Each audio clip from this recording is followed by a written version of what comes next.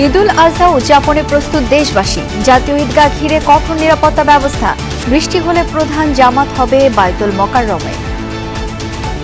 ঈদের জামাত অনুষ্ঠিত হবে সকাল 7:30 এই ঈদগাহ ময়দানে পুরুষ এবং মহিলা সহ মোট 35,000 মুসল্লিদের বসার ব্যবস্থা করা হয়েছে।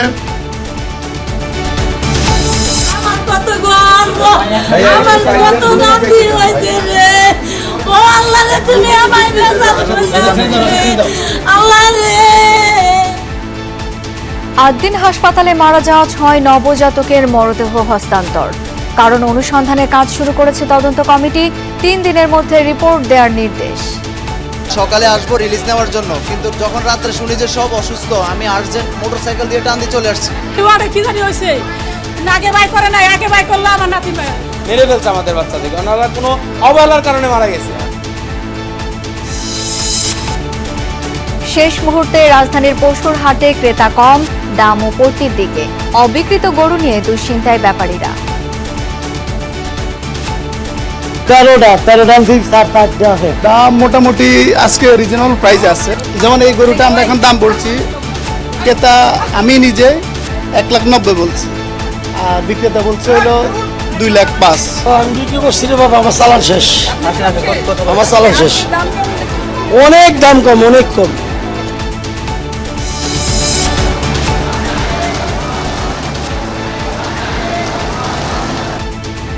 পরিবারের সাথে ঈদ করতে শেষ মুহূর্তে রাজধানী ছাড়ছেন অনেকে। উত্তরাঞ্চলের পথে বৃষ্টি আর যানজটে নাকাল যাত্রীরা। লঞ্চ, ট্রেনে দুপুরের পর থেকে বাড়িতে যাইতে হবে, মা বাবার সাথে ঈদ করতে হবে। 7টা টিকিট কাটলে 2টা সিট দেয়, তারপরে কি করুন, কষ্ট করে যাওয়া লাগে। সবার সাথে ঈদ করবো, খুব আনন্দ লাগতেছে আর কি। ঝড় বৃষ্টি উপেক্ষা করে তাও যেতে হবে আর কি। চামড়া সংগ্রহে প্রস্তুত ট্যানারিগুলো ন্যায্য মূল্যে নিশ্চিতে হস্তক্ষেপ করবে সরকার। দেয়া হতে পারে ওয়েট গ্লো রপ্তানির সুযোগ।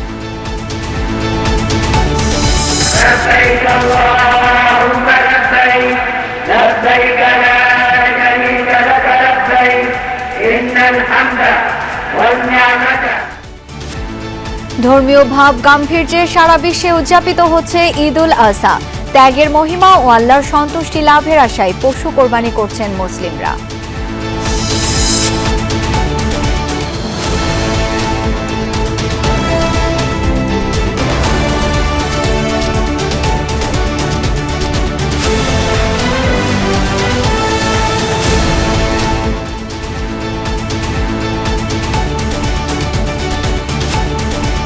ঈদ মোবারক। আমন্ত্রণ সন্ধ্যার বাংলাদেশে। সাথে আছি আমি শাওন দত্ত। এতক্ষণ শিরোনাম দেখছিলেন। রাত পোহালেই মুসলিমদের অন্যতম প্রধান ধর্মীয় উৎসব ঈদুল আজহা। আনন্দ আর ত্যাগের মহিমায় কোরবানির ঈদ উদযাপনে প্রস্তুত দেশবাসী। প্রধান জামাতের জন্য জাতীয় ঈদগাহ সেজেছে নতুন সাজে। সেখানে সকাল 7:30টার ঈদের নামাজে শামিল হবেন রাষ্ট্রপতি ও প্রধানমন্ত্রী। রাজধানী জুড়ে নেওয়া হয়েছে কঠোর নিরাপত্তা ব্যবস্থা। ভোগের তুলনায় ত্যাগের মহিমায় ঈদ উদযাপনের উপর গুরুত্ব দিয়েছেন ইসলামী চিন্তাবিদরা।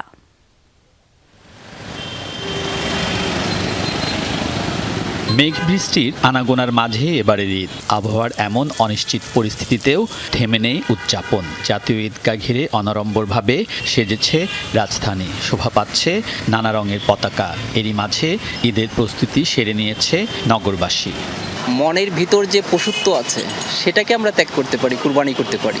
সবাই যাতে আনন্দের সাথে তাদের ঈদ উদযাপন করে আর সবাই তার ফ্যামিলির সাথে হ্যাপি থাকে। আমরা সবাই যেন সুস্থভাবে নিরাপত্তার সাথে ঈদ করতে পারি, এটা আমাদের চাওয়া।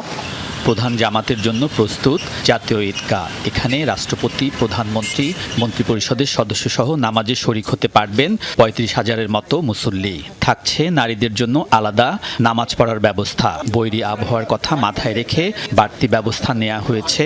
তবে বড় কোনো দুর্যোগ হলে জাতীয় ঈদগাহর পরিবর্তে বিকল্প হিসেবে থাকছে জাতীয় মসজিদ বায়তুল মোকাররম। আল্লাহ আমাদের সহায় হবেন। বৃষ্টিতে আপনারা দেখেছেন ভিতরে কোনো ক্ষতি হবে না, কিছুই হবে না। বৃষ্টি হলেও আমরা এখানে নামাজ পড়াতে পারবো, কাজে এখানে কোনো অসুবিধা হবে না। ঈদের জামাত অনুষ্ঠিত হবে সকাল 7:30 এই ঈদগাহ ময়দানে পুরুষ এবং মহিলা সহ মোট 35,000 মুসল্লিদের বসার ব্যবস্থা করা হয়েছে। জাতীয় ঈদগাহ সহ রাজধানীর 1700-র বেশি স্থানে ঈদের জামাত অনুষ্ঠিত হবে। নিরাপত্তা সহ যে কোনো নাশকতা প্রতিরোধে নেওয়া হয়েছে কঠোর ব্যবস্থা। ঈদগাহ ঘিরে 1500 পুলিশ সদস্যের পাশাপাশি থাকছে র্যাব, সোয়াত সহ আইন শৃঙ্খলা বাহিনীর 6 স্তরের নিরাপত্তা ব্যবস্থা। আর রাজধানীর নিরাপত্তায় মোতায়েন থাকবে 15,000 পুলিশ। ফাঁকা বাসাবাড়ি এবং বাণিজ্যিক এলাকার জন্য আমরা আলাদা নিরাপত্তা ব্যবস্থা প্রণয়ন করেছি। মোবাইল পেট্রোল, ফুড পেট্রোল ও মোটরসাইকেল পেট্রোল জোরদার করেছি। সিসিটিভির মাধ্যমে পরিস্থিতি পর্যবেক্ষণ করা হচ্ছে। গুরুত্বপূর্ণ স্থানে চেকপয়েন্ট স্থাপন করা হচ্ছে। কোরবানির মাধ্যমে ঈদ যেন শুধু আনুষ্ঠানিকতা না হয়, গরিব দুঃখীরা যেন ভাগীদার হয়, সেদিকে নজর দিতে বলেছেন ইসলামী চিন্তাবিদরা। শুধু লোক দেখানোর জন্যে বড় বড় গরু কোরবানি দিলাম, সেখানে যদি খলসিয়ত না থাকে, সেখানে যদি আমার নিষ্ঠা না থাকে, নির্ভেজাল আল্লাহর সন্তুষ্টি অর্জনের সেই নিয়তটা এরাদা না থাকে, তাহলে সেই কোরবানিতে আমাদের খুব একটা কল্যাণ হবে না। কোরবানির চেতনা ধনী গরিব সবাইকে এক কাতারে নিয়ে আসে। সেই চেতনা হোক সংকট দূর করে ঐক্যবদ্ধ বাংলাদেশ নির্মাণের শক্তি। আলমগীর স্বপন, যমুনা নিউজ, ঢাকা। রাজধানীর আদ্দিন হাসপাতালের একটি ওয়ার্ডে 6 নবজাতকের অস্বাভাবিক মৃত্যু হয়েছে। ভোরে হাসপাতালের 2য় তলায় পোস্ট অপারেটিভ ওয়ার্ডে এই ঘটনা। স্বজনদের অভিযোগ, কর্তৃপক্ষের গাফিলতিতে নবজাতকদের মৃত্যু। এসির গ্যাস লাইনের লিকেজ বা অন্য কোনো যান্ত্রিক ত্রুটি ছিল কিনা তা খতিয়ে দেখছে পুলিশ। স্বাস্থ্য অধিদপ্তরের মহাপরিচালক জানান, ওই ওয়ার্ডটির অবস্থা দম বন্ধ হওয়ার মতো। উচ্চ পর্যায়ের তদন্ত কমিটি গঠন হয়েছে। 72 ঘন্টার মধ্যে প্রতিবেদন দেবে তারা। সন্তানকে পরম যত্নে আগলে রেখেছেন বাবা। মনে হচ্ছে যেন ঘুমিয়ে আছে, কিন্তু প্রিয় সন্তান আর জেগে উঠবে না, এটা জেনেও পিতার চোখে মুখে একরাশ অবিশ্বাস।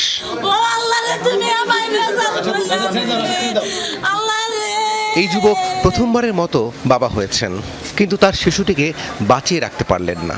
এমন 6 নবজাতকের আকস্মিক মৃত্যুতে মগবাজার আদ্দিন হাসপাতাল জুড়ে শোকাবহ পরিবেশ।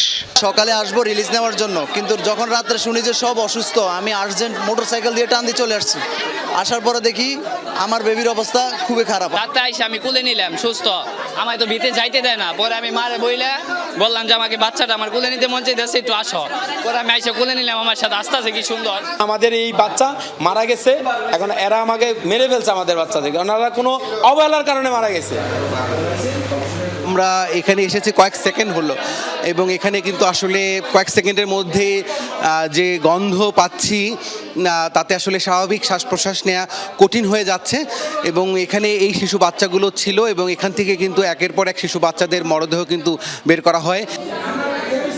হাসপাতালের পোস্ট অপারেটিভ ওয়ার্ডে ভালোই ছিল নবজাতকগুলো, এমন দাবি স্বজনদের। তবে কি থেকে কি হয়ে গেল তা বুঝিয়ে উঠতে পারছেন না তারা। ওয়ার্ড ভালো না, ওয়ার্ডে কি জানি হয়েছে, আগে বাই করে নাই, আগে বাই করলো আমার নাতির আগে 3টা বাচ্চা গেছে। টাকা জমা দেওয়ার আগে লাইফ সাপোর্টটা চেক করেছে, ওর লাইফ সাপোর্ট চেক করতে গিয়ে লাইফ সাপোর্ট না দিয়ে আর আমার বিল করেছেন করেছে, আমার বলে টাকা দিয়েছি। হাসপাতাল কর্তৃপক্ষের দাবি, চিকিৎসায় কোনো গাফিলতি ছিল না, তারাও চান কারণ বের হয়ে আসুক। এসি লিকেজ ছিল কি না ছিল এই বিষয়টা কিন্তু এখনো তদন্ত করে বের করতে হবে। আমরা কিন্তু আমাদেরকে সুযোগ দিতে হবে, এবং ফরেনসিক টিম এসেছে, তারা এই বিষয়টা দেখছে। নবজাতক মৃত্যুর খবরে হাসপাতালে ছুটে যান স্বাস্থ্য অধিদপ্তরের মহাপরিচালক, ডিএমপি কমিশনার সহ ঊর্ধ্বতন কর্মকর্তারা। জানান, খতিয়ে দেখা হচ্ছে এমন মৃত্যুর কারণ কি। আগামী 72 ঘন্টার মধ্যে 3 দিনের মধ্যে ওনারা রিপোর্টটি দিবেন, এবং এই রিপোর্টের মধ্যেই মন্ত্রণালয় এবং অধিদপ্তর যথাযথ ব্যবস্থা নেবে। এবং এই ব্যাপারে আমি আপনাদেরকে এইটুকু নিশ্চয়তা দিতে পারি, সেটি হচ্ছে যে এই সেক্টরে এই 6 জন শিশুর মৃত্যুর বিষয়ে একদম সরকার জিরো টলারেন্স নীতি গ্রহণ করবে। আইন শৃঙ্খলা বাহিনীর বিভিন্ন সংস্থা শিশু মৃত্যুর তদন্তে কাজ শুরু করেছে বলে জানায় পুলিশ। 6 জন এ পর্যন্ত আমরা যেটা জেনেছি, 6 জন শিশু ছিল, 6 জন মারা গেছে। কারণটা কি জানা না, কারণ যেটা মানে কি কারণে মারা গেছে, কারণটা নির্ধারণ করা সম্ভব নয়। আমাদের সিআইডি এক্সপার্ট টিম আসছে। তদন্ত শেষ না হওয়া পর্যন্ত সিলগালা থাকবে এই হাসপাতালের নবজাতক ওয়ার্ডটি। রাব্বি সিদ্দিকী, যমুনা নিউজ, ঢাকা। দর্শক, এই মুহূর্তে আদ্দিন হাসপাতালে আছেন সহকর্মী লাভলি বিথি। যাব তার কাছে। বিথি, মরদেহ হস্তান্তরের পর স্বজনরা কি জানালেন? তদন্ত কমিটির সদস্যরা এই মুহূর্তে কোথায় অবস্থান করছেন সেই সম্পর্কেও জানতে চাই। তদন্ত কমিটির কথায় যদি বলি, তদন্ত কমিটি বেশ 1.5 ঘন্টার মতো হয়েছে সেটা তদন্ত কমিটি পরিচালকের সাথে কথা বলছে এবং সেখানে নথিপত্র যা আছে ভিতরে কাগজ সত্যি সেইগুলি হচ্ছে দেখেছেন এবং ওখানে যারা কর্মরত ছিলেন জিজ্ঞাসাবাদ করেছেন এবং এরপর হচ্ছে এখন যে ওয়ার্ডে নবজাতকরা ছিল সেইখানে তারা আসবেন পরিদর্শনের জন্য। আমরা যে বিষয়গুলোকে সাধারণত এই ধরনের ক্ষেত্রে যেহেতু কোনো নির্দিষ্ট কোনো তথ্য নেই যে কিভাবে মারা গেল, সেখানে এখন টানাফুটি চলছে বায়ু থেকে নানা রকম এই ধরনের ক্ষেত্রে হয়। পূর্ণাঙ্গ তদন্ত রিপোর্ট করে কথাটা কিভাবে মারা গেল এই নবজাতকটা এবং তাদের দেশের ক্ষেত্রে তদন্ত কমিটি যে বিষয়গুলো খুঁটিয়ে দেখেন যে ওয়ার্ডে ছিল সেই ওয়ার্ডের গ্যাস সিস্টেম, চোখের অক্সিজেনের মাত্রা ঠিক ছিল কিনা, সেখানে ভেন্টিলেশন সিস্টেমটা কেমন ছিল, তাপমাত্রা কেমন ছিল, কোনো বিষাক্ত গ্যাস ছিল কিনা, অর্থাৎ শিশুদের ক্লিনিক্যাল রেকর্ডে কিন্তু তারা খুঁটিয়ে দেখবে যে ব্যক্তিরা যে কোনো ভাইটাল সাইন কেমন ছিল সেই নবজাতক আগে থেকে ঠিকমতো ছিল কিনা, দায়িত্ব যে চিকিৎসক নার্সরা ছিলেন তার সেই পর্যাপ্ত জনবল ছিল কিনা, বা যখন এই ধরনের ঘটনাটি ঘটেছে নার্স এসে ঘটেছে এরপর দুটো শিশুকে শুরুতেই নেওয়া হয়েছিল এনএসইতে, বলা হয়েছিল শিশুগুলোর অবস্থা একটু অবনতি হয়েছে, এরপর আবার তাদেরকে বেডে নিয়ে আসা হয়েছিল, এরপর আবার 4টি শিশুকে নেওয়া হয়েছিল এনএসই। অর্থাৎ এরপর দ্রুতগত যারা ছিল তাদের সেই ঘটনার রেসপন্স বা প্রতিক্রিয়া কেমন ছিল সেই বিষয়গুলো কত দ্রুত তারা ব্যবস্থা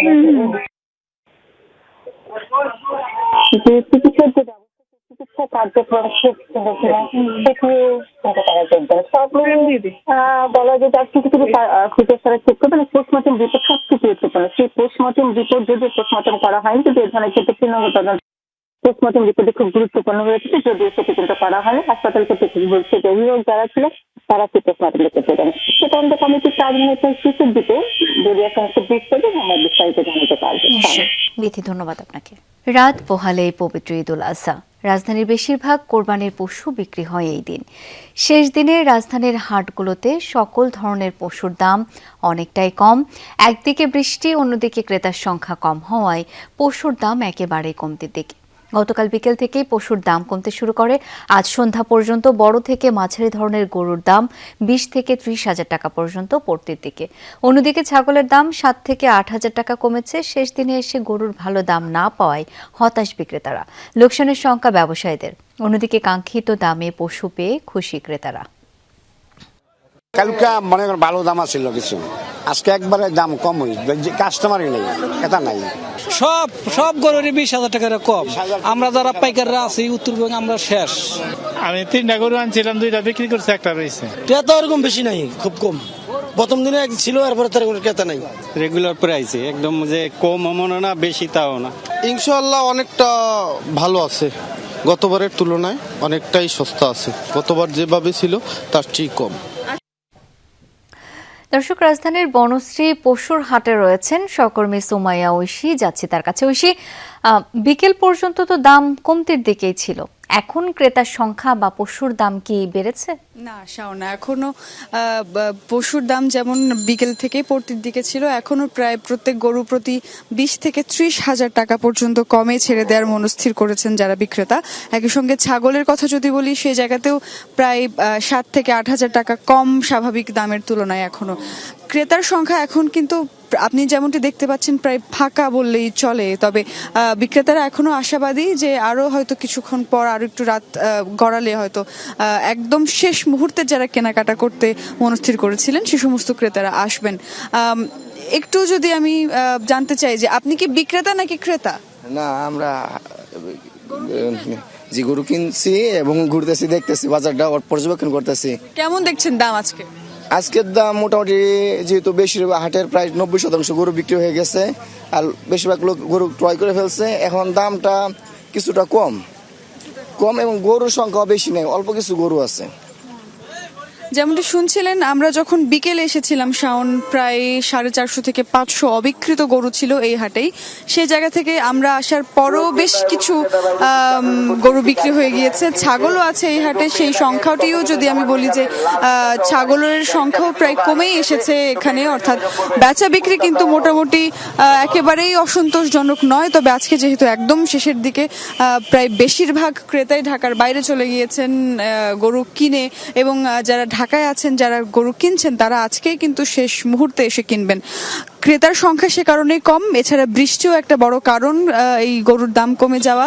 বিক্রেতারা বলছেন যে বৃষ্টি হয়েছিল যে সকালে, তারপর থেকে যে ক্রেতার সংখ্যা কমতে শুরু করেছে, সেই ক্রেতার সংখ্যা আর বাড়েনি। একজন ছাগল নিয়ে আসছে আমরা দেখতে পাচ্ছি, যদি তার সঙ্গে একটু কথা বলার চেষ্টা করি। আপনি কি ছাগল কিনলেন? জি জি জি, আমি ছাগল। কত দিয়ে কিনলেন? এটা কিনলাম 10,000 টাকা, 500 টাকা হাসিল দিলাম। 500 টাকা হাসিল দিয়েছেন। কি মনে হচ্ছে, দাম ঠিক আছে নাকি? দাম তো খাসির হিসাবে দাম আমার ঠিক আছে, তারপর একটু কম মনে হচ্ছে, কিছুটা কম মনে পাইলাম। আপনার বাজেটের মধ্যে ভালো? জি, বাজেটের মধ্যে ভালোভাবেই পাইলাম। ঠিক আছে। ছাগলের ক্রেতাও কিন্তু বলছেন যে আসলে এবার বাজেটের মধ্যেই তারা পাচ্ছেন, যেহেতু একদম শেষের দিকে শুধুমাত্র নামে কিছুটা লাভ করে বিক্রেতারা বিক্রি করে দিতে চেয়েছেন। আমরা দেখেছি যে প্রায় 35,000 টাকা স্বাভাবিক সময়ে যে ছাগলের দাম বলা হচ্ছিল, সেটি কমে 28,000 টাকায় দিয়ে দেওয়া হচ্ছে। গরুর দামও প্রায় 20 থেকে 30,000 টাকা কমে বিক্রেতারা ছাড়তে চাচ্ছেন, তবে ক্রেতারা আরো কম বলছেন। ফলে একদম শেষ মুহূর্তের হাট, মোটামুটি বেচা বিক্রি ভালো হবে বলেই প্রত্যাশা সবার। ঐশী, অনেক ধন্যবাদ আপনাকে। কোরবানির বর্জ্য যত্রতত্র না ফেলার জন্য নগরবাসীকে আহ্বান জানিয়েছেন ঢাকা দক্ষিণ সিটির প্রশাসক আব্দুস সালাম। বলেন, জনগণের সহযোগিতা ছাড়া নগরী পরিষ্কার রাখা অসম্ভব। সকালে রাজধানীর পলাশীতে নান্দনিক বর্জ্য ব্যবস্থাপনা এবং সৌন্দর্য বর্ধন কাজের উদ্বোধনী অনুষ্ঠানে যোগ দেন তিনি। এ সময় তিনি এসব কথা বলেন। এ সময় এসটিএস ঘিরে গ্রাফিতির কাজ পরিদর্শন শেষে স্থানীয় সরকার প্রতিমন্ত্রী শাহে আলম বলেন, সরকারের পক্ষ থেকে সিটি কর্পোরেশনকে সব ধরনের সহযোগিতা করা হচ্ছে। এছাড়া কোরবানির ঈদ সামনে রেখে দ্রুততম সময়ের মধ্যে পশুর বর্জ্য অপসারণে প্রয়োজনীয় প্রস্তুতি নেওয়া হয়েছে বলেও জানান তিনি। মাননীয় প্রধানমন্ত্রী যেটা চাচ্ছেন, উনি আমাদের 12 ঘন্টা সময় দিয়েছেন ক্লিনিং এর জন্য, কিন্তু আমরা আপনাদের সাথে আলোচনা করে আমরা নির্ধারণ করেছি 8 ঘন্টার মধ্যে আমরা বর্জ্য ব্যবস্থাপনাটা আমরা পরিষ্কার করব। জানাবো ঈদে বাড়ি ফেরার খবর। ঈদ উদযাপনে শেষ মুহূর্তেও রাজধানী ছাড়ছেন অনেকে। দুপুরের পর থেকে বাস, ট্রেন, লঞ্চে স্বস্তির যাত্রায় খুশি ঘরমুখো মানুষেরা। তবে সকালে মুষলধারে বৃষ্টির মধ্যেই বাস, ট্রেন, লঞ্চে চড়ে যে যেভাবে পেরেছেন ফিরেছেন বাড়ি। বৈরী আবহাওয়ার কারণে কিছু সময় লঞ্চ চলাচল বন্ধ রাখে বিআইডব্লিউটিএ। আজ সবগুলো ট্রেনই সময় মতো ছেড়ে গেছে। তবে যারা ছাদে চড়েছেন বৃষ্টির কারণে তারা পড়েন ভোগান্তিতে। সড়কমন্ত্রীর দাবি, এবার নির্বিঘ্নে হচ্ছে ঈদযাত্রা। আমরা বাড়ি ফেরার খবরগুলোই জেনে নেব আমার সহকর্মীদের কাছ থেকে। শুরুতেই নৌপথের ঈদযাত্রার খবর জানাবেন। সদরঘাট লঞ্চ টার্মিনালে আছেন সাইফুদ্দিন রবিন, যাব তার কাছে। রবিন, ঈদযাত্রার সার্বিক চিত্র কেমন দেখছেন? যাত্রীদের কোনো ধরনের কোনো অভিযোগ রয়েছে কি? অভিযোগ এখন এই শেষ বেলায় নেই, বরং নির্বিঘ্নেই যারা শেষ মুহূর্তে যাত্রী তারা গন্তব্যে পৌঁছানোর জন্য লঞ্চ টার্মিনালে ভিড় করছেন, এবং সেই ভিড়টাও কমে আসছে। অর্থাৎ দিনের শুরু থেকে যেই চাপটা ছিল বা গত কয়েকদিন যে চাপ ছিল, সেই গত কয়েকদিনের চাপের তুলনায় আজকে দিনে খানিকটা কমেছে, এবং আজ একেবারে শেষ দিনে এসে এই শেষ বেলাটায় বলা চলে সেই চাপটা আরও কম। অর্থাৎ বেলা যত গড়াচ্ছে ততই শূন্য হতে যাচ্ছে এই লঞ্চ টার্মিনাল, এবং যেসব যাত্রীরা নিজ নিজ গন্তব্যে পৌঁছতে চাচ্ছেন তাদের সর্বোচ্চ গন্তব্যের সময়সীমা প্রায় 7 ঘন্টা, 6-7 ঘন্টা বা 5 ঘন্টা, 4-5 ঘন্টার মধ্যে নিজ গন্তব্যে পৌঁছে যাবেন, এবং সে কারণেই তারা মূলত শেষ মুহূর্তে জরুরি কাজ কিংবা ব্যবসায়িক কাজ সেসব শেষ করে সদরঘাটে এসে ভিড় করছেন। এবং লঞ্চ টার্মিনালে প্রত্যেকটি গন্তব্যের লঞ্চগুলোই রয়েছে। দিনের শুরু থেকেই সেই সব লঞ্চ নিজ নিজ গন্তব্যে ছেড়ে গিয়েছে, যদিও মধ্যখানে বেশ খানিকটা সময় বৈরী আবহাওয়ার কারণে এই ঢাকা নদীবন্দর থেকে বা লঞ্চ টার্মিনাল থেকে বৈরী আবহাওয়ার কারণে লঞ্চগুলো ছেড়ে যায়নি। কিন্তু এখন আবহাওয়া বেশ পরিষ্কার, বিকেল থেকেই বা দুপুরের পর থেকেই বলা চলে স্বচ্ছ আবহাওয়ার মধ্যেই লঞ্চগুলো নিজ নিজ গন্তব্যে ছেড়ে যাচ্ছে। তবে খানিকটা শঙ্কা তো রয়েছেই, সেই শঙ্কা অনাকাঙ্ক্ষিত কালবৈশাখী, সেই শঙ্কা যে কোনো সময় দুর্যোগপূর্ণ আবহাওয়া তৈরি হওয়ার। যেমন বিআইডব্লিউটি এর তরফ থেকে এখানেই মাইকিং করা হচ্ছিল যে ঢাকা নদী বন্দরে 1 নং সতর্ক সংকেত বলা হচ্ছিল, কিন্তু সেই 1 নং সতর্ক সংকেত মাঝ নদীতে গিয়ে বেশ বিপজ্জনক হয়ে ওঠে। অর্থাৎ মাঝ নদীতে যাওয়ার পর হঠাৎ করে বেশ কালবৈশাখী ঝড়ের মুখোমুখি হতে হয়েছে গত কয়েকদিন যারা ঈদে ঘরমুখ মানুষ ছিলেন। আর তাই অতিরিক্ত ভাড়ার যেমন অভিযোগ নেই, ঠিক তেমনটি পাল্টা অভিযোগ বা এক ধরনের দাবি দেওয়া বলা চলে সাধারণ যাত্রীদের, সেটি হচ্ছে এই ধরনের দুর্যোগপূর্ণ আবহাওয়ার কথা বিবেচনা করে পর্যাপ্ত ঝুঁকি নিরসনের জন্য পর্যাপ্ত নিরাপত্তা সরঞ্জাম যেন লঞ্চগুলোতে থাকে। অর্থাৎ কেবিন কিংবা ডেকে যেই পরিমাণ যাত্রী বহন করা হয় বা যেই পরিমাণ যাত্রী ভ্রমণ করেন তাদের অনুপাতে যেন পর্যাপ্ত পরিমাণে জীবন রক্ষাকারী নিরাপদ সরঞ্জামগুলো থাকে, সেটি নিশ্চিত করার তাগিদ বরাবরই যাত্রীদের তরফ থেকে। এবং অন্যদিকে যদি বলতে চাই, এখন এই মুহূর্তে শেষ মুহূর্তের ভিড়টুকু, অর্থাৎ যেটিকে আসলে ভিড় বলা চলে না, গত কয়েকদিনের তুলনায় সেই চাপ অনেকটা কমে এসেছে এবং বেলা বাড়ার সঙ্গে সঙ্গে বা সময় গড়ানোর সঙ্গে সঙ্গে সেই চাপ শূন্যের কোটায় এসে নামবে। শাওন। রবিন, অনেক ধন্যবাদ আপনাকে। দর্শক, এবার একটু ঢাকা ময়মনসিংহ মহাসড়কের ঈদযাত্রার খবর জেনে নেব। সঙ্গে আছেন পলাশ প্রধান, গাজীপুরে আছেন তিনি। পলাশ, ঈদযাত্রায় মহাসড়কের এই মুহূর্তের পরিস্থিতি সম্পর্কে জানতে চাই। আমি একটু পিছনের অংশ থেকে একটু দেখার চেষ্টা করছি। ঠিক 12 লেন, এই 12 লেনের পুরো 12 লেনই ফাঁকা রয়েছে। আমরা যেটি আসলে চিত্র দেখেছিলাম গত কয়েকদিন যাবৎ, সেটি কিন্তু একদম ঢাকা ময়মনসিংহ মহাসড়ক একদমই ফাঁকা, কোথাও কোনো যাত্রী নেই বা পরিবহনের যে একটি চাপ বা ধীরগতি সেটা কিন্তু অনেকক্ষণ পর পর এক একটি করে পরিবহন যাচ্ছে। যে পরিবহনটি যাচ্ছে আসলে প্রত্যেকটি পরিবহনে যাত্রী শূন্য যাচ্ছে। আমরা বেশ কয়েকটি দূরপাল্লা পরিবহনকে জিজ্ঞেস করছিলাম, সেখানে এক একটি পরিবহনে যে সিট গুলো রয়েছে 70-80 সিট, সেখানে 10 থেকে 12 জন নিয়ে তারা যাচ্ছে। তারা বলছে যে গতকাল থেকেই তাদের যে চাপ ছিল সেটি শেষ হয়েছে। এখন তারা বিভিন্ন জেলা যে নির্দিষ্ট পরিমাণে যে ঘন্টাকে যে ছিল সেটি মূলত যাচ্ছে। তবে বলা চলে যে ঢাকা ময়মনসিংহ মহাসড়ক, ঢাকা সিলেট সড়ক এবং ঢাকা টাঙ্গাইল মহাসড়ক সম্পূর্ণ কিন্তু ফাঁকা রয়েছে এই মুহূর্তে। কিছুক্ষণ আগে আমরা রাজধানী আব্দুল্লাহপুর প্রবেশ করতে গেছি, সেখানে একটু দূরপাল্লা দেশের বিভিন্ন প্রত্যন্ত অঞ্চল যেগুলো সেগুলিতে একটু চাপ রয়েছে। তবে কিছুক্ষণ আগে আমরা ফোনে যোগাযোগ করেছি হাইওয়ের সাথে। হাইওয়ে পুলিশ বলছে যে গাজীপুরের চন্দ্রা এবং চান্দনা এই দুটি পয়েন্টে যাত্রীদের একটু চাপ রয়েছে, তবে পরিবহনের তেমন কোন সংকট জটলা তেমন কিছু নেই। বলা চলে যে ঢাকা ময়মনসিংহ মহাসড়ক এবং ঢাকা টাঙ্গাইল, পাশাপাশি ঢাকা সিলেট মহাসড়ক একদম সম্পূর্ণ ফাঁকা রয়েছে, যাত্রী শূন্য রয়েছে, অনেকটাই স্বাভাবিক রয়েছে, যান চলাচলও ঠিকঠাক রয়েছে। পলাশ, অনেক ধন্যবাদ আপনাকে। দেশের নদী বন্দরগুলোকে দেওয়া হয়েছে 2 নম্বর নৌ সতর্ক সংকেত। দমকা হাওয়া আর বজ্র বৃষ্টির আশঙ্কায় নৌযানগুলোকে চলাচলে সতর্ক থাকতে বলেছে আবহাওয়া অধিদপ্তর। আবহাওয়া অধিদপ্তরের পূর্বাভাস অনুযায়ী আজ দেশের বিভিন্ন স্থানে দমকা অথবা ঝোড়ো হাওয়া সহ বজ্র বৃষ্টির সম্ভাবনা রয়েছে। বিশেষ করে রাজশাহী, খুলনা, ঢাকা, ময়মনসিংহ, সিলেট বিভাগের অনেক জায়গায় এবং রংপুর, বরিশাল ও চট্টগ্রাম বিভাগের কিছু এলাকায় বৃষ্টি ও বজ্রপাত হতে পারে। কোথাও কোথাও মাঝারি থেকে ভারী বর্ষণেরও আভাস রয়েছে। ঝোড়ো হাওয়ার প্রভাবে নদীপথ উত্তাল। আবহাওয়া অফিস বলছে সারা দেশে দিনের তাপমাত্রা প্রায় অপরিবর্তিত থাকলেও রাতের তাপমাত্রা কিছুটা কমতে পারে। বাংলাদেশ সহ বিশ্বে সকল মুসলিমের প্রতি পবিত্র ঈদুল আজহার শুভেচ্ছা জানিয়েছেন প্রধানমন্ত্রী তারেক রহমান। শুভেচ্ছা বার্তায় তিনি বলেন, ত্যাগের পরাকাষ্ঠা, তাকওয়ার মহিমান্বিত পথ নির্দেশনা এবং আত্মশুদ্ধির অনন্য বার্তা নিয়ে বছর ঘুরে বিশ্ব মুসলিমের দুয়ারে আবারও হাজির পবিত্র ঈদুল আজহা। বলেন, কোরবানি শুধু পশু জবাই নয়, বরং লোভ, লালসা, হিংসা, বিদ্বেষ আর মনের পশুত্বকে পরাভূত করার দীক্ষা গ্রহণের মধ্যেই নিহিত রয়েছে কোরবানির মাহাত্ম্য ও তাৎপর্য। ত্যাগের পরাকাষ্ঠা, তাকওয়ার মহিমান্বিত পথ নির্দেশনা এবং আত্মশুদ্ধির অনন্য বার্তা নিয়ে বছর ঘুরে বিশ্ব মুসলিমের দুয়ারে আবারও হাজির পবিত্র ঈদুল আজহা। বাংলাদেশ সহ বিশ্ব মুসলিমের প্রতি পবিত্র ঈদুল আজহার শুভেচ্ছা। দল, মত, ধর্ম, বর্ণ নির্বিশেষে দেশবাসীকে পবিত্র ঈদের শুভেচ্ছা জানাই। ঈদ মোবারক। দর্শক, 8 দিন হাসপাতালে 6 নবজাতকের মৃত্যুর ঘটনায় এখন ব্রিফ করছে তদন্ত কমিটি। আমরা সরাসরি সেখানে চলে যাচ্ছি। আমি আবারও বলছি, আমি খুবই দুঃখ প্রকাশ করছি এই জন্য যে এইটা তদন্ত না হওয়া পর্যন্ত কজ অফ ডেথ কিন্তু আমরা কেউই জানি না, বুঝতেও পারছি না। এটা তো আমরা কেউ বুঝতেই পারছি না একই সাথে 6টা বাচ্চা কেন মারা গেল। তাহলে আমাদের তো এই বাচ্চাগুলো যখন ডেলিভারি হয়েছে সবাই হেলদি বেবি ছিল এবং হেলদি বেবি মায়ের পাশেই ছিল। হঠাৎ করে কেন বাচ্চাগুলো অসুস্থ হলো, কেন মারা গেল, এটা তো তদন্ত সাপেক্ষে বের করতে হবে কজ অফ ডেথটা। ঠিক আছে, ধন্যবাদ।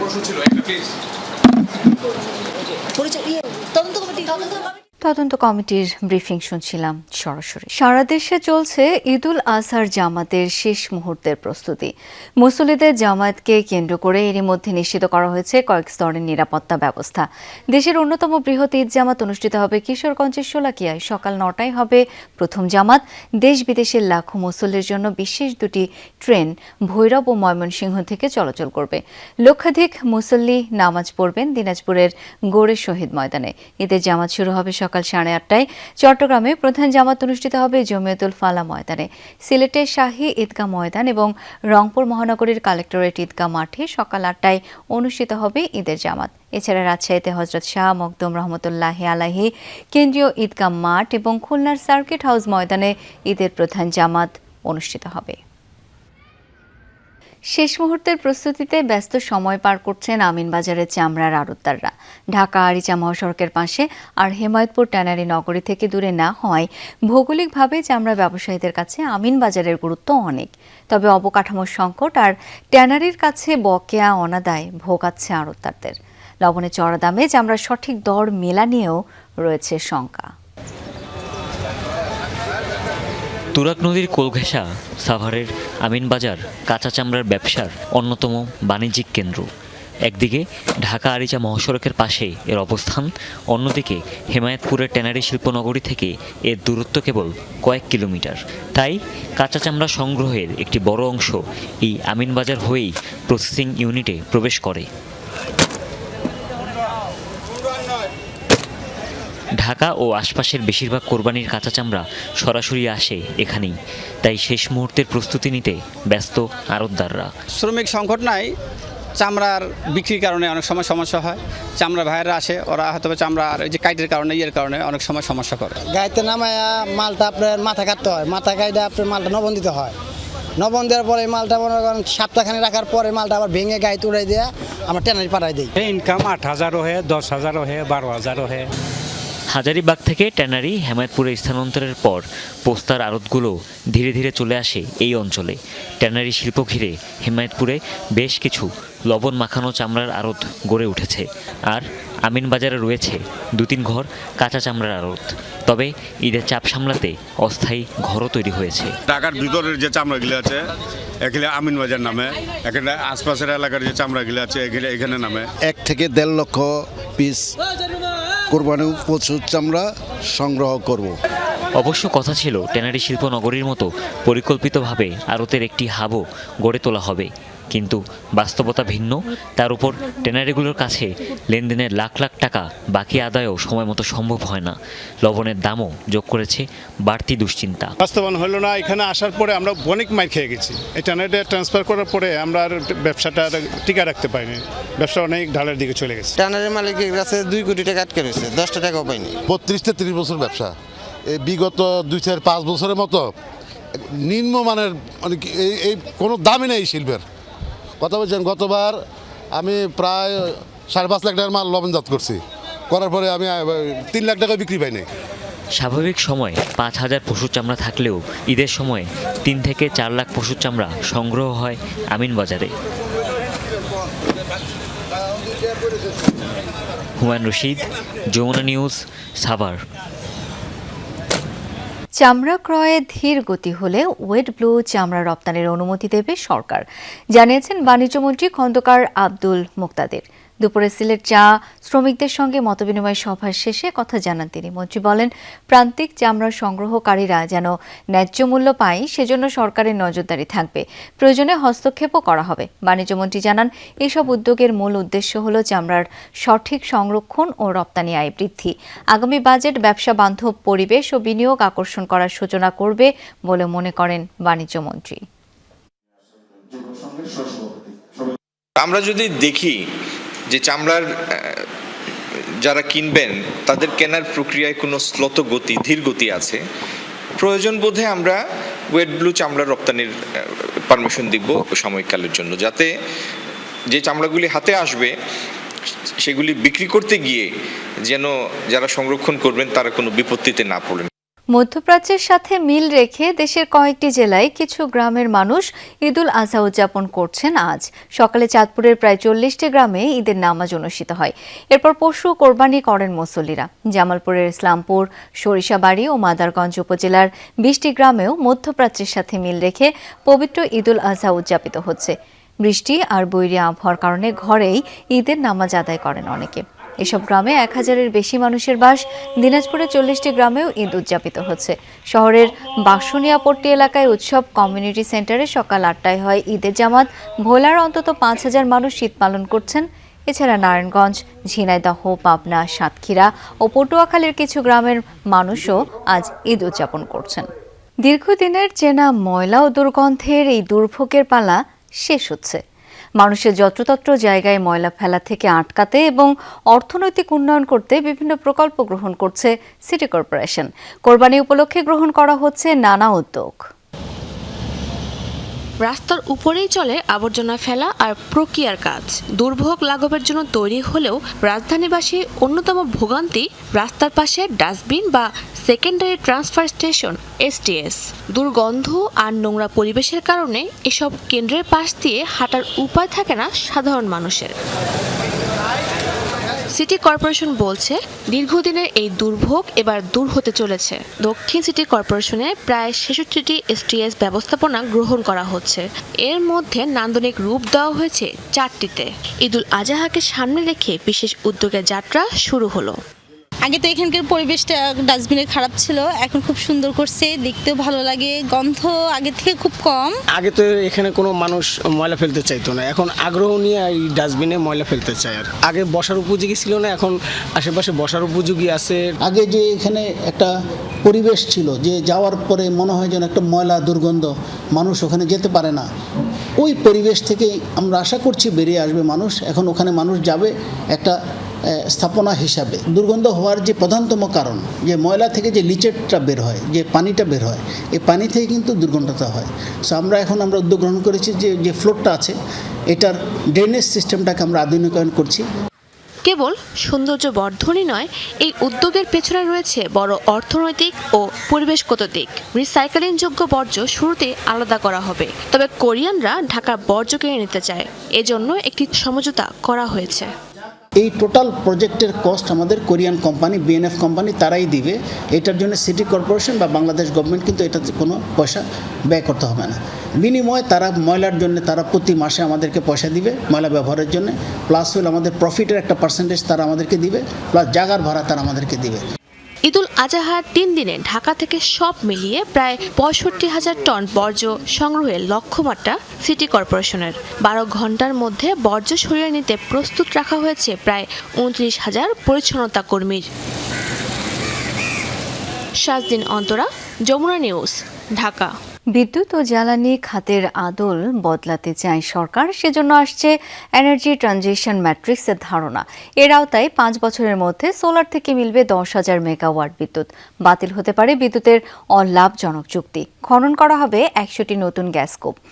এমন কিছু টার্গেট রয়েছে নতুন পঞ্চবার্ষিক পরিকল্পনায়। সরকারের দাবি, বিদ্যুৎ ও জ্বালানি খাতে শৃঙ্খলা ফেরানোই মূল উদ্দেশ্য।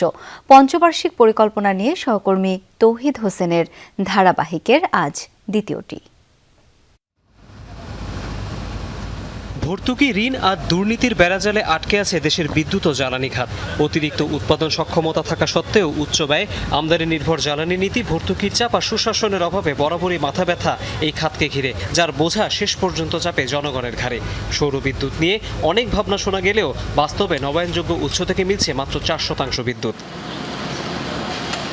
নতুন পঞ্চবার্ষিক পরিকল্পনায় তাই আলাদা ভাবনা সরকারের। জ্বালানি আমদানি নির্ভরতা কমাতে তৈরি হচ্ছে আধুনিক এনার্জি ট্রানজিশন ম্যাট্রিক্স, যার হাত ধরে আসতে পারে বেশ কিছু পরিবর্তন। প্রথম টার্গেট 2030 সালের মধ্যে 10,000 মেগাওয়াট বিদ্যুৎ নবায়নযোগ্য উৎস থেকে তৈরি। বড় চমক থাকছে দেশীয় গ্যাস অনুসন্ধানে। বলা হচ্ছে 2 বছরের মধ্যে খনন করা হবে 100টি নতুন গ্যাস কূপ, যা থেকে দৈনিক মিলবে 150 কোটি ঘনফুট গ্যাস। নতুন পাইপলাইন তৈরি হবে মহেশখালী থেকে বাখরাবাদ পর্যন্ত। সক্ষমতা বাড়বে ইস্টার্ন রিফাইনারির। সবুজ অর্থনীতিতে বিনিয়োগে আসবে গ্রিন বন্ড, কার্বন ক্রেডিট বেচাকেনায় চালু হবে প্রাতিষ্ঠানিক রেজিস্ট্রি ও offset market. Overall renewable energy থেকে অ্যাচিভ করা সম্ভব। আমার মনে হয় 6,000ও যদি এখান থেকে আসে, সেটা অলমোস্ট 20% হবে টোটাল এনার্জি মিক্সের। এবং সেটা যদি করা যায়, সেখানে নিউক্লিয়ারের কিছু কন্ট্রিবিউশন থাকবে। সোলার যেভাবে বাড়ানোর চিন্তা হচ্ছে, রুফটপ বলেন, সরকারি খাস জমিতে বলেন, এখনও কিছু প্রজেক্ট ইতিমধ্যে অনগোয়িং আছে। সোনাগাজীতে 220 মেগাওয়াটের একটা সোলার ইলেকট্রিসিটির একটা প্রকল্প চলছে। নতুন সিদ্ধান্ত, দেশে আপাতত কোনো কয়লা ভিত্তিক বিদ্যুৎ কেন্দ্র হবে না। 1.5 বছরের মধ্যে চালু হবে রূপপুর পারমাণবিক বিদ্যুৎ কেন্দ্রের প্রথম ও দ্বিতীয় ইউনিট। বাতিল বা নতুন শর্ত আরোপ হবে অলাভজনক বিদ্যুৎ চুক্তিতে। গ্রিড আধুনিক করতে স্থাপন করা হবে 500 মেগাওয়াট ক্ষমতার ব্যাটারি স্টোরেজ। বাড়বে নেপাল থেকে জলবিদ্যুৎ আমদানির পরিধি। ইরান ইউএস যুদ্ধের ক্রাইসিসটা যদি কমে যায়, আমাদের এনার্জি সাপ্লাই আস্তে আস্তে স্টেবিলাইজ হয়ে যাবে, ইম্পোর্ট প্লাস লোকাল। আর যেটা হয়েছে যে এনার্জি সেক্টরে যে একটা বড় উপদেষ্টার মধ্যে সেটা দুষ্ট চক্রের একটা মধ্যে যে ছিল, সেখান থেকে বেরিয়ে আসার জন্য একটু সময় হয়তো লাগবে, কিন্তু এগুলো আস্তে আস্তে কারেক্ট করা হবে। অর্থনীতিবিদ বলছেন, বিদ্যুৎ ও জ্বালানি খাতের পুরনো দুষ্টচক্র এখনো ভাঙেনি। তাই জীবাশ্ম জ্বালানি নির্ভরতা কমানো না গেলে থামবে না অবকাঠামোকে ঘিরে কমিশন বাণিজ্য। যত সাবসিডি উঠিয়ে নেওয়া হবে, যত ভোক্তার উপরে দায় চাপবে, তত নবায়নযোগ্য জ্বালানির জন্য সেটা আরও কম্পিটিটিভ হবে এবং সেটা আকর্ষণীয় হবে। তার কারণ হচ্ছে ফসিল ফুয়েল বেসড জ্বালানি উচ্চ মূল্যের থেকে যদি বেরোতে চায়, সরকারের যে ডেট বার্ডেন বাড়ছে, ঋণ নিয়ে এই যে জ্বালানি আমদানি, এই চাপটি বাড়ছে, এটা একমাত্র কমাতে পারে হলো যদি নবায়নযোগ্য জ্বালানির মাধ্যমে যদি বিদ্যুৎ উৎপাদনে সরকার যান। এরই মধ্যে দেশে বিদ্যুতের দাম বাড়ানোর তোড়জোড় শুরু করেছে বিইআরসি। সিদ্ধান্ত কার্যকর হতে পারে জুনের প্রথম দিন থেকেই। তৌহিদ হোসেন, যমুনা নিউজ, ঢাকা। মুজদালিফা থেকে পাথর সংগ্রহ করে মিনায় ফিরেছেন হাজিরা। আল জামারায় শয়তানের প্রতীক লক্ষ্য করে আজ পাথর ছুঁড়েছেন তারা। ফজরের নামাজ আদায় করে মিনার উদ্দেশ্যে রওনা হন হাজিরা। পাথর নিক্ষেপ শেষে আল্লাহর সন্তুষ্টি লাভের আশায় পশু কোরবানি দেন। এরপর জামারা থেকে বেরিয়ে পুরুষরা মাথা মুন্ডন করেন, নারীরা 2 ইঞ্চি পরিমাণ চুল ছাঁটেন। গোসল শেষে ইহরামের কাপড় বদল করেন হাজিরা। স্বাভাবিক পোশাকে মিনা থেকে মসজিদুল হারামে গিয়ে 7 বার কাবা শরীফ তাওয়াফ করেন। 11-12 জিলহজ সেখানে অবস্থান করে হজের বাকি আনুষ্ঠানিকতা শেষ করবেন হাজিরা। মধ্যপ্রাচ্য সহ বিশ্বের বেশিরভাগ দেশে আজ উদযাপিত হচ্ছে পবিত্র ঈদুল আজহা। ত্যাগের মহিমায় দিনটি পালন করছেন ধর্মপ্রাণ মুসলমানরা। সকালে ঈদ জামাতের পর আল্লাহর সন্তুষ্টি লাভের আশায় পশু কোরবানি দেন মুসল্লিরা। মুসলিমদের অন্যতম প্রধান এই ধর্মীয় উৎসবে শুভেচ্ছা জানিয়েছেন বিভিন্ন দেশের রাষ্ট্র ও সরকার প্রধান।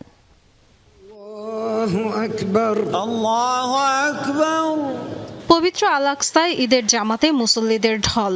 আল্লাহর কাছে বিশ্ব শান্তি আর মুসলিম উম্মার সমৃদ্ধি কামনা। বিশ্বের সবচেয়ে বড় মুসলিম দেশ ইন্দোনেশিয়ার জাকার্তায় আল আজহার মসজিদে অনুষ্ঠিত হয় ঈদের প্রধান জামাত।